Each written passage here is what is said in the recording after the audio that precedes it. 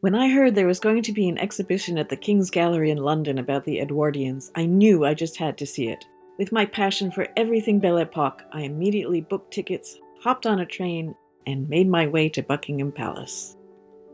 Although the Edwardian age is technically considered to have lasted from 1901 to 1910, during Edward VII's reign, it really began much earlier. Because Edward's mother, Queen Victoria, spent most of her life in seclusion after the death of her husband, Prince Albert, Edward and his wife, Queen Alexandra, were the ones who set the style for the monarchy.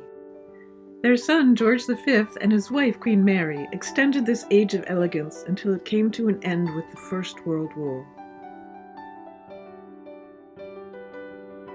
These years weren't called the Belle Epoque for nothing. For the upper classes, at least, everything had an air of elegance. From clothing to paintings to decorative arts, the Edwardians loved to surround themselves with beautiful things. For those who could afford it, handcrafted goods were much sought after. The work of William Morris and many other artists of the arts and crafts movement reflected Morris's philosophy: have nothing in your houses that you do not know to be useful or believe to be beautiful. The exhibition had numerous examples of this, from an arts and crafts clock to an exquisitely jeweled cigarette case made by Fabergé. Of course, the main reason I went to the exhibition was to see the costuming of the period firsthand. I was just a little disappointed that there weren't more examples of the gorgeous gowns typical of Edwardian women, but the few they did have were impressive. Queen Alexandra's costume, made for the Waverley Ball, was stunning.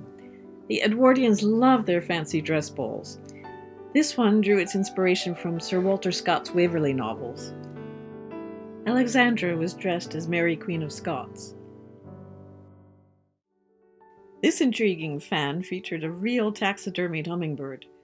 I know taxidermy was quite popular at the time, but I'm not so sure I would adopt that fashion. William Morris's elaborately illustrated Story of the Glittering Plain, with woodcuts by Walter Crane, was the first book published by William Morris's Kelmscott Press. This gorgeous illuminated manuscript wasn't made centuries ago by medieval monks, but rather by the amazingly talented calligrapher and illuminator Alberto Sangorski in 1904. There was a copy of Oscar Wilde's book of poems that Wilde had personally inscribed to the king. He marked several of them for Edward's particular attention, including one titled The Garden of Eros. He certainly knew the king well. I can just imagine the ballrooms that these three fans must have graced. They're absolutely gorgeous, but the ostrich feather is my favorite of the three of them. The shaft of each feather was first softened by steam, and then was shaped by scraping it from the base to the tip until it curled. The highlight of the exhibition had to be Queen Alexandra's coronation dress. It's not quite as brilliant as it was in 1902, but given its fragility, it's not surprising this is the first time it's been seen in many years. It took conservators over 100 hours to prepare it for display. Breaking with tradition, instead of commissioning a British designer for her gown, Alexandra went with a French design house. Morin Blossier was founded by two sisters, Victoire and Marie, who supplied gowns for many members of European royalty. If you compare the gown today with her coronation portrait, you can see how the years have dulled it.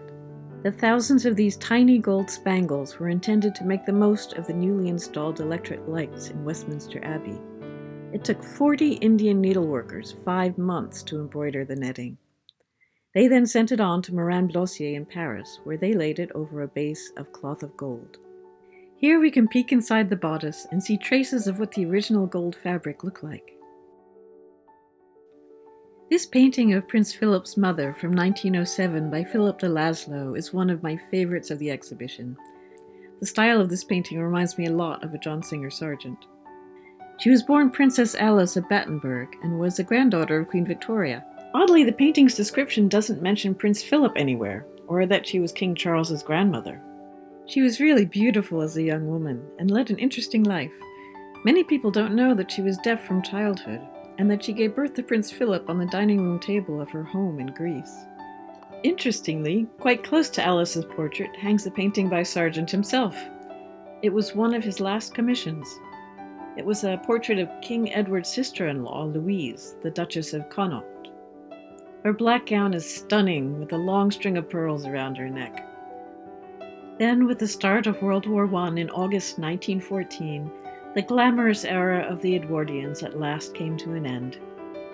Elegance and decadence gave way to a new sense of duty and solemnity. The world was again changing, and nothing would ever be the same.